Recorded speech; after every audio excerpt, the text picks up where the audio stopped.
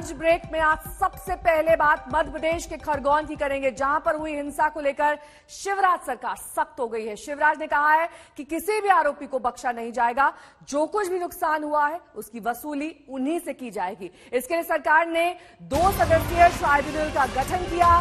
CM ने यह भी कहा कि आरोपियों को सख्त से सजा दी जाए। खरगोन में रामनवमी जुलूस के दौरान पथराव हुआ था, जिसमें एसपी सिद्धार्थ चौधरी समेत करीब 2 दर्जन लोग घायल हुए थे।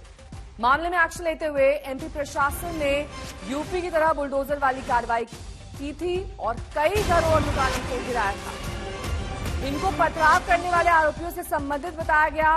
उधर गलत फोटो को लेकर दिग्विजय सिंह पर केस दर्ज कर दिया गया।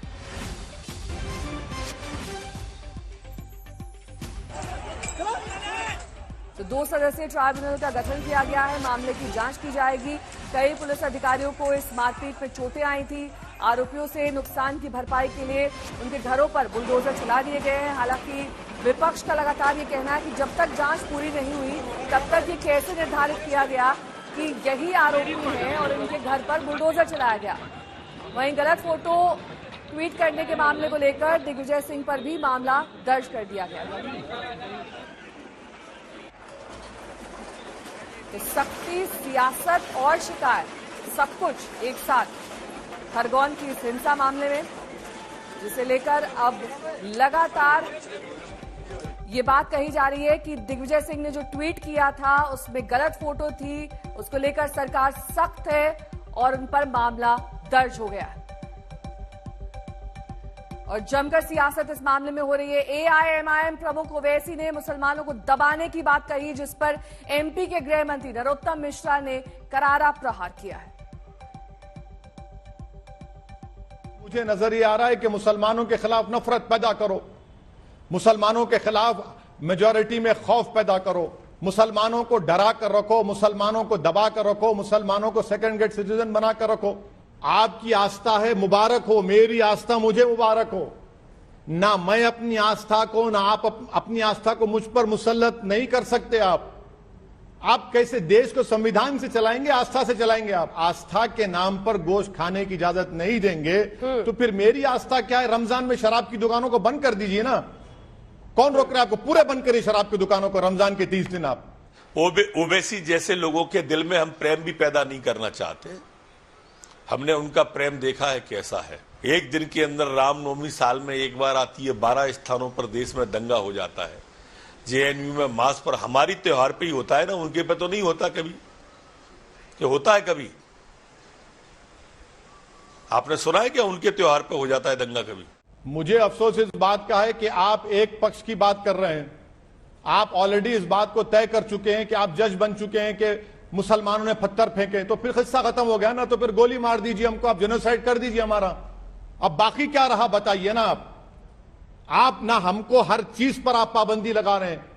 पत्थर भी हम फेंके, मस्जिद पर झंडा भी हम लगाए, मुस्लिम महिलाओं पर लाठियां भी हमने बरसाई, घर भी हमने अपने हाथ से डिमोलिश कर लिया, गोश्त भी हम नहीं खा सकते क्योंकि आपकी आस्था को हर्ट होता है। तो फिर आप क्या करना चाहते हैं बता दीजिए हमको। विरोधी पक्षों को पेट्रोल बम फेंके, गोली चली, गोलियां एसपी को लगी, पुलिस वाले घायल हुए, टीआई घायल हुए, ये तो दिखे ही नहीं होंगे विरोधी पक्ष को। सिर्फ बुलडोजर ही दिखा होगा।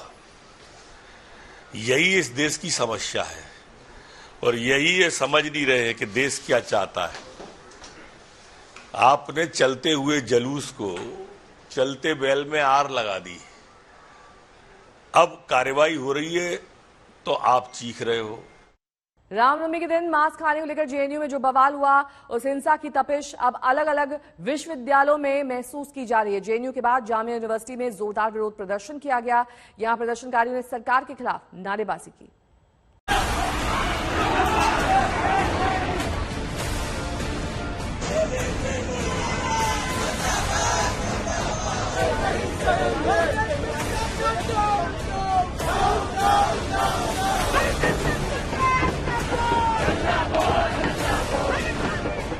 क्या जेएनयू में खाने को लेकर छात्र संगठनों के बीच हुई खूनी जंग के सहारे सरकार पर हमले वाली सियासत तेज करने की तैयारी है?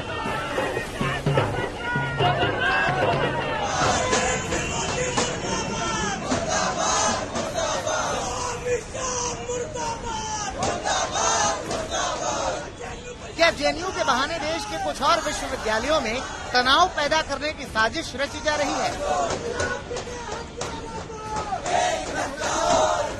ये सवाल इसलिए उठ रहे हैं क्योंकि जेएनयू में लेफ्ट और राइट विंग के छात्र संगठनों की भिड़ंत के विरोध में जामिया विश्वविद्यालय में प्रदर्शन किया गया और जिसमें सरकार के विरोध में जमकर नारेबाजी हुई।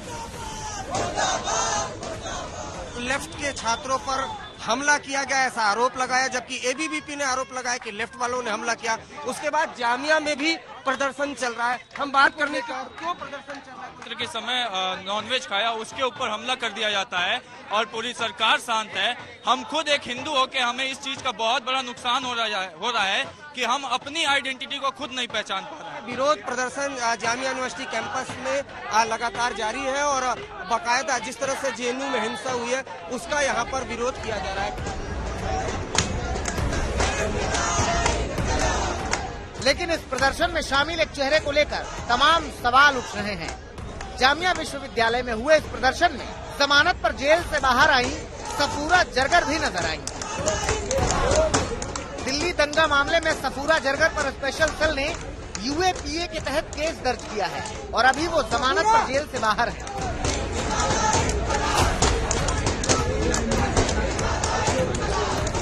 जमानत मिलने के बाद सफूरा जरगर पहली बार किसी विरोध प्रदर्शन में शामिल हुई है।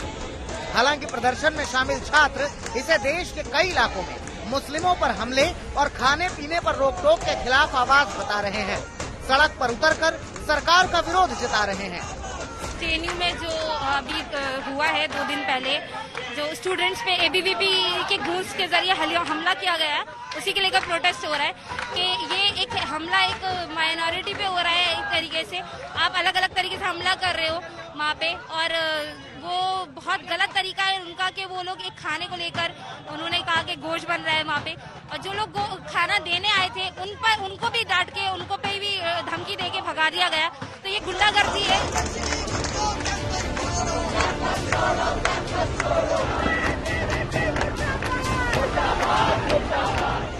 उधर रामनवमी के मौके पर नॉनवेज को लेकर हिंसा के बाद जेएनयू में अब भी तनाव है।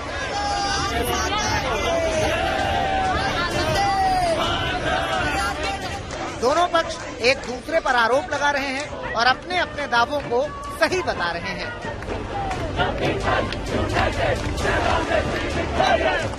लेकिन इस तनाव का असर अब कई और विश्वविद्यालयों में नजर आने लगा है। जामिया में भी इस प्रदर्शन के बाद तनाव साफ नजर आ रहा है।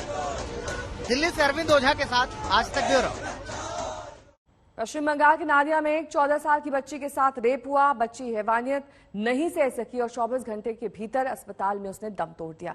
आरोपी सत्तासीन टीएमसी के नेता का बेटा है, मगर इस असहनीय जख्म पर नमक रगड़ा बंगाल की मुख्यमंत्री ममता बनर्जी ने और इस बीच कलकत्ता हाईकोर्ट ने सीबीआई जांच के आदेश दे दिए।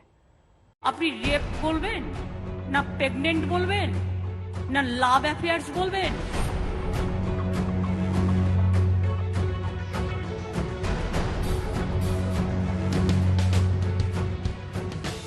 ये बयान कितना असंवेदनशील है, कितना अमर्यादित है, कितना अशिष्ट है, कितना असभ्य है, कितना अनुचित है। 14 साल की एक बच्ची का रेप हुआ। रेप के बाद बच्ची की जान चली गई और एक महिला होकर भी ममता बनर्जी असभ्यता के शिखर पर सवार होकर मर चुकी बच्ची की आत्मा का मर्दन कर रही है। शर्मनाक है, मगर यही है। পুলিশ এখনো জানতে পারেনি। আমি জিজ্ঞেস করলাম, এই যে তোমরা দেখাচ্ছ বারবার একটা বাচ্চা মেয়ে মারা গেছে নাকি রেপ হয়ে, আপনি রেপ বলবেন না প্রেগনেন্ট বলবেন না লাভ অ্যাফেয়ার্স বলবেন? এটা এনকোয়ারি করেছেন কি?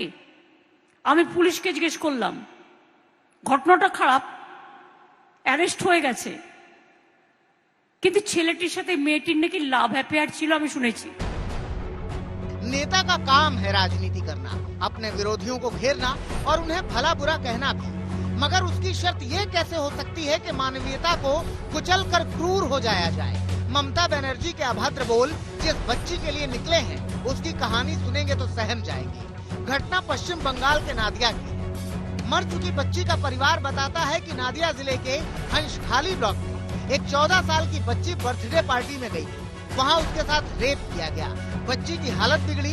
अगले ही दिन बच्ची की मौत हो गई। 5 दिन बाद पुलिस ने रेप का मामला दर्ज किया। মানে প্রমাণ এইটে সমরকালী সালের মানে জন্মদিনে আমার মেয়েটা গেছে, ওই বাড়ি থেকে এসে আমার মেয়েটার মানে ওই অবস্থা, শরীর খারাপ, কি অবস্থা হয় মানে শরীর কি খারাপ হয়? প্রচন্ড বিরাট ভাঙে। तो सुनिए इस पीड़ित परिवार को ममता बनर्जी जी, कहने के लिए तो आप पूरे राज्य की दीदी हैं, तो फिर इस पीड़िता से इतना बैर क्यों? क्या इसलिए कि आरोपी आपकी ही पार्टी के नेता का बेटा है? बिल्कुल ठीक सुन रहे हैं आप।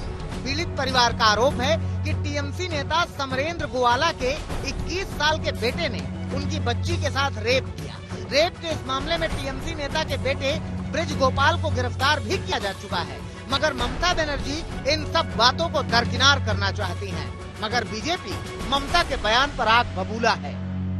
তিনি পুলিশকে বলেছেন এটা লাভ অ্যাফেয়ার্স কিনা, প্রেগনেন্ট ছিল কিনা এগুলো তদন্ত করতে। খুব লজ্জা, বাংলায় এইরকম একজন মুখ্যমন্ত্রী বসে আছে। ওই জন্য তো বলেছি ব্লিচিং আর ফিনাইল দিয়ে আগে মুখটা পরিষ্কার করুন। कोलकाता में बैठी ममता बनर्जी को दिल्ली से ही बीजेपी नसीहत का पैगाम भेज रही है। वहाँ पे इसी तरह से बेहुदा बेशर्मी से भरपूर जघन्य अपराध होते रहेंगे और तृणमूल कांग्रेस उसको जस्टिफाई करती रहेगी, उसको संरक्षण देती रहेगी। इससे ज़्यादा शर्मनाक बात हो ही नहीं सकती कि आप इतने बड़े जघन्य अपराध को जो है वो जस्टिफाई करने की कोशिश कर रहे हैं। कुछ भी फटाफट मन में आया बोल दिया। इस तरह सोच जो है उसी से पता चलता है कि कितने सीरियसली वो अपने राज्य को चला रही है। मांग की जा रही है कि इस रेप कांड की सीबीआई जांच हो, मगर सीबीआई जांच से भी ज्यादा जरूरी ये है कि हमारे देश के नेता संवेदनशील हों। एक घिनौने अपराध पर सत्ता की पर्देदारी ऐसे अपराधों को बढ़ावा ही देती है। नादिया से ऋतिक मंडल के साथ आज तक ब्यूरो। करौली में आज बीजेपी की विजय यात्रा निकलने वाली थी, जिस पर रोक लगने से वहां पर हंगामा मच गया है। ये बड़ी खबर इस वक्त करौली से आ रही है, जहां पर बीजेपी की न्याय यात्रा निकलने वाली थी। इस न्याय यात्रा को लेकर अब हंगामा मच गया है। न्याय यात्रा पर रोक लगा दी गई है। इसकी अगुवाई तेजस्वी सूर्या कर रहे थे और इस न्याय यात्रा पर रोक लगने के बाद दरअसल करौली छावनी जैसा दिखाई दे रहा है। बड़ी संख्या में पुलिस बल की तैनाती कर दी गई है। भीड़ वहां पर मौजूद है जो कि इस यात्रा में हिस्सा लेने वाली थी, लेकिन इस न्याय यात्रा पर रोक लगा दी गई है। शरद कुमार मेरे सहयोगी इस वक्त तमाम जानकारी के साथ जुड़ गए हैं। शरद, क्या ताजा अपडेट है? देखिए, वहां पर अभी हालात सामान्य हो रहे हैं। 9 पर जो हिंसा हुई थी उसके बाद कर्फ्यू लगा हुआ है। 8-9 घंटे की छूट दी जाती है। आज बीजेपी की करीब 70 गाड़ियों में बीजेपी के नेता सवार होकर तेजस्वी सूर्या के साथ प्रदेश अध्यक्ष सोनिया जयपुर से रवाना हुए हैं विजय यात्रा को लेकर। करौली डिस्ट्रिक्ट में जाने से पहले ही दौसा करौली का जो बॉर्डर है मोह गांव, वहां पर रोक लिया गया। इन्हें पहले से सुबह से पता था कि जाने नहीं दिया जाएगा क्योंकि वहां पर कर्फ्यू है, लेकिन बीजेपी के जो नेता हैं वो अपनी यात्रा लेकर गए हैं और वहां उन्हें रोका गया है। ये पहले से कार्यक्रम तय था इनका।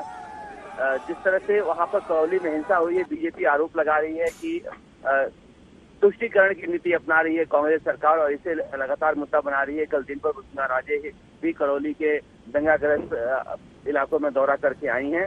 शरद, इस यात्रा की इजाजत ली गई थी प्रशासन की ओर से? क्या कहा गया है? इजाजत ली गई थी लिखित पे? नहीं, उन्हें इजाजत नहीं दी गई थी, इसलिए रोका गया है। करौली डिस्ट्रिक्ट में इनके घुसने पर रोक थी, इसीलिए करौली डिस्ट्रिक्ट में घुसने से पहले ही दौसा और करौली डिस्ट्रिक्ट का जो बॉर्डर है मोहगांव, वहां पर इन्हें रोक लिया गया है। और जो तस्वीरें हम देख पा रहे हैं शरद, उसमें बड़ी संख्या में ये यात्रा से जुड़े लोग अभी भी सड़क पर डटे हुए हैं। इन्हें तितर बितर करने के लिए, स्थिति सामान्य करने के लिए वहां पर अतिरिक्त पुलिस बल की तैनाती है या ये पहले से व्यवस्था की गई थी कि यात्रा को रोक लिया जाएगा? ये पहले से लगातार भारतीय जनता पार्टी के कार्यकर्ता, हमारे नेता, सब लोग करौली में आ चुके हैं और जो पीड़ित है, आज जो हॉस्पिटल में जो लोग हैं, उन सब लोगों का जो देखभाल है वो युवा मोर्चा कर रहा है। ये हमारा अधिकार है और जब तक ये 144 चालू रहेगा, 144 लागू करने के लिए एक लॉजिक होना चाहिए। हम आज आ रहे हैं इसलिए 140। कांग्रेस सरकार का कहना है कि प्री प्लान कॉन्स्पिरेसी थी जिसके तहत वहां पर दंगे हुए।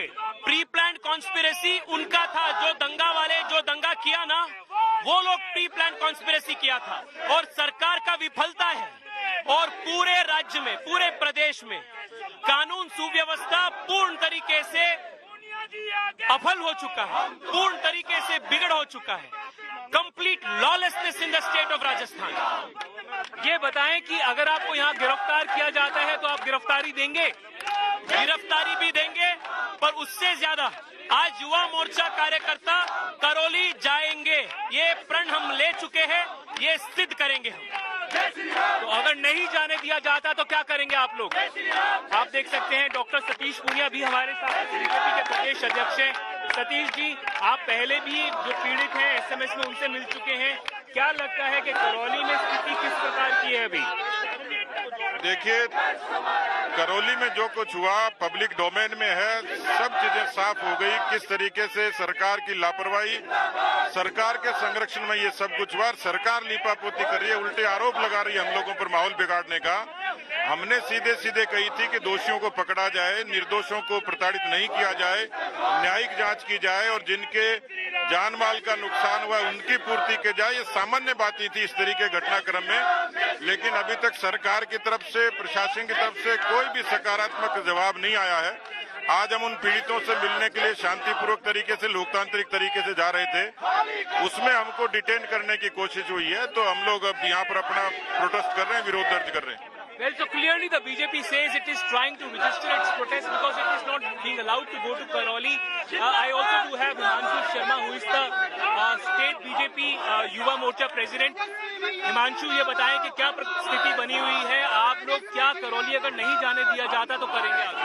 हम यहाँ पर प्रदर्शन कर रहे हैं और जैसा कि हमारे राष्ट्रीय अध्यक्ष आदरणीय तेजस्वी सूर्या जी ने निर्देश दिया कि हम करौली जाएंगे, नहीं जाएंगे तो सामूहिक रूप से गिरफ्तारी देंगे, या तो करौली जाएंगे या जेल जाएंगे। Well, there was a communal flare-up in Karoli on April 2 and thereafter the BJP has been trying to ensure that politically this issue remains hot and that is why it claims that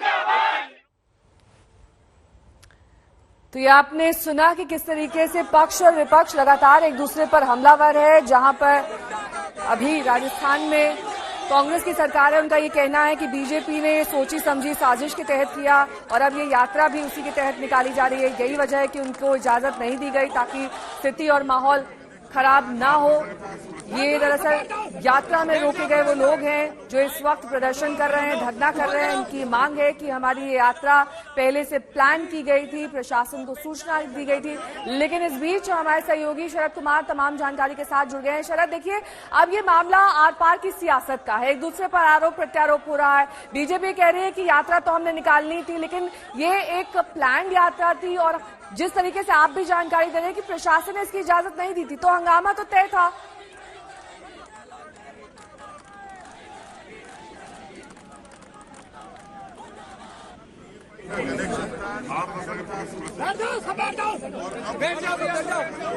तस्वीरें आप देखिए, करौली हिंसा के खिलाफ BJP की जो न्याय यात्रा है, इसमें बड़ी संख्या में बीजेपी समर्थक जुटे हुए हैं। उनका ये कहना है कि जानबूझ के राजस्थान में कांग्रेस की सरकार ये यात्रा रोक रही है क्योंकि वो नहीं चाहती कि पूरे मामले की जांच हो, इस पूरे मामले को बीजेपी की ओर से उठाया जाए और इसी के विरोध में बीजेपी की जो न्याय यात्रा है इस पर रोक लगा दी गई। Is it unconstitutional for us to ask for that? That's the question we should be asking the Gehlot. So what will be the next line of action if the police does not allow you to go to Karoli? There are only two ways. Either we will go to Karoli or they'll have to put us in jail. There is no third. So the BJP says either they have. वहीं मेरे सहयोगी देव अंकुर वधावन इस वक्त BJP के नेताओं से बातचीत कर रहे हैं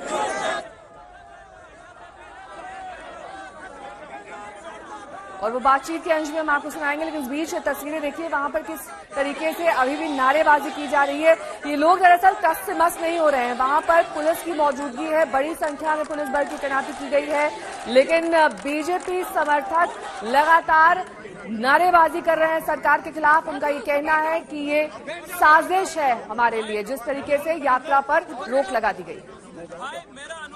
आपसे प्लीज आप सब लोग बैठ जाइए। शरद कुमार मेरे सहयोगी इस वक्त तमाम जानकारी के साथ जुड़ गए हैं। शरद, देखिए आर पार की लड़ाई अब यात्रा को लेकर छिड़ गई है, लेकिन अगर अनुमति नहीं मिली तो इसी तरीके से हंगामा तो तय था।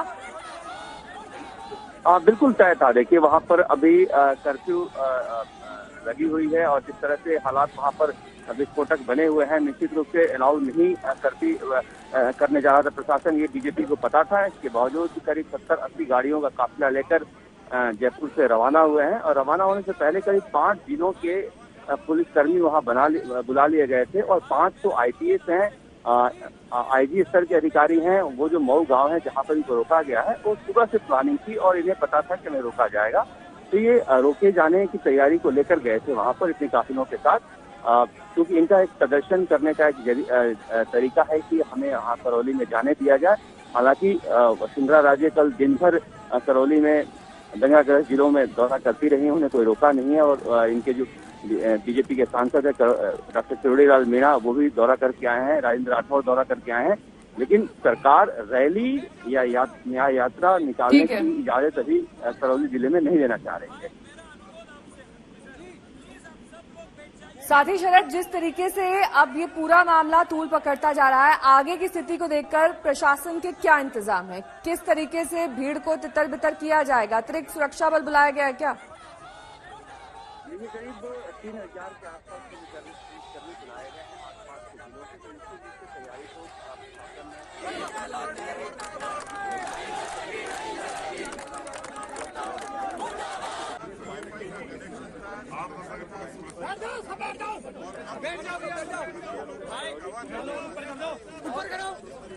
भाई मेरा अनुरोध आपसे प्लीज आप सब लोग बैठ जाइए।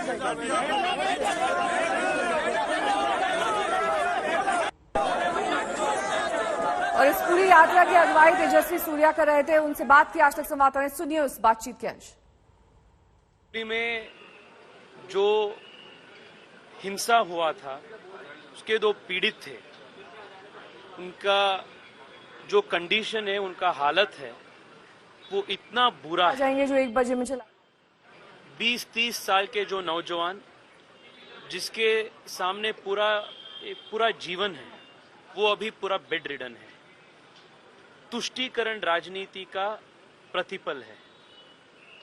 और साथ ही साथ मैं हर्ष भाई से भी बात करके आया, जिसको अत्यंत अमानवीय तरीके से कांग्रेस के विधायक।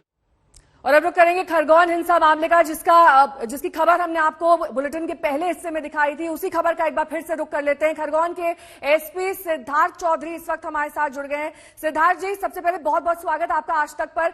जिस वक्त ये हिंसा हुई थी आप वहीं पर मौजूद थे, क्या हुआ था आखिरकार उस दिन? क्योंकि सब यही जानना चाहते हैं कि आखिरकार उस वक्त जो कुछ हुआ उसकी आंखों देखिए, अगर आप हमारे दर्शकों को बता सके तो।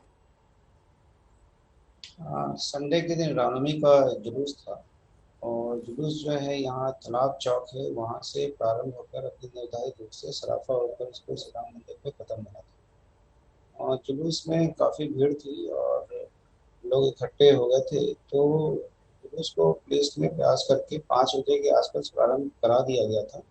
बीजेपी उसमें अभी कुछ और भी झांकियाँ और डीजे वगैरह आना शेष था। जुलूस अभी कुछ दूर आगे ही चला था कि अचानक ही एक तरफ से पत्थर आने शुरू हो गए।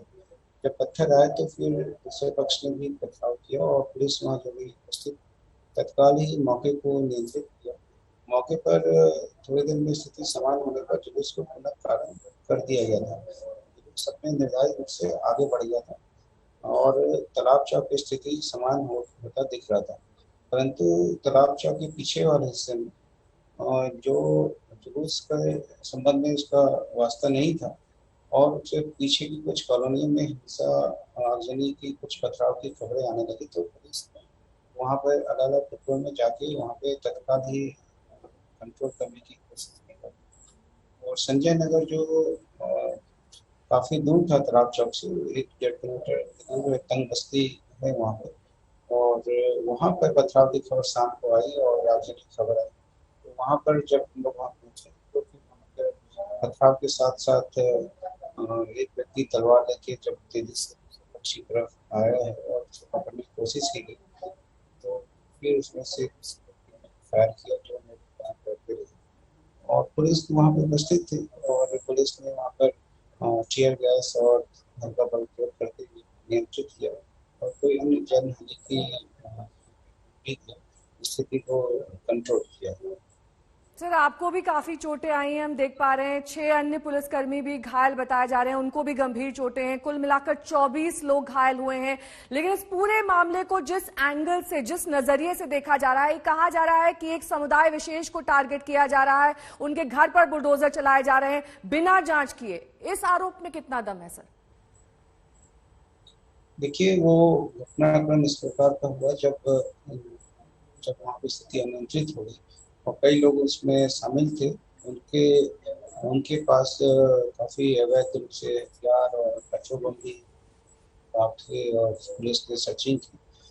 तो जो ऐसे स्थान जो अतिक्रमण को बने, प्रशासन का काम है। प्रशासन जो है वहाँ पे अतिक्रमण हुआ है उसको हटाया जाए। तो ये पूरी तरह से उचित कार्रवाई है और प्रशासन अपनी कार्रवाई को अंजाम दे रहा है। पुलिस अपनी सुरक्षा व्यवस्था पे मुस्तैदी से खड़ी। सर, जिस तरीके से तस्वीरें भी सामने आई, सभी ने देखा कि वहां पर हिंसक झड़प हुई, पत्थर बरसाए गए। आप खुद ही बता रहे हैं कि लोग हथियार से लैस वहां आए थे। सुनियोजित साजिश, ये एक खूंखार प्लान जिसके तहत ये तमाम लोग वहां पर एक साथ इकट्ठा हुए, या फिर एक ग्रुप था जो बाद में वहां पर पहुंचा और अचानक से पूरा मंजर बदल गया?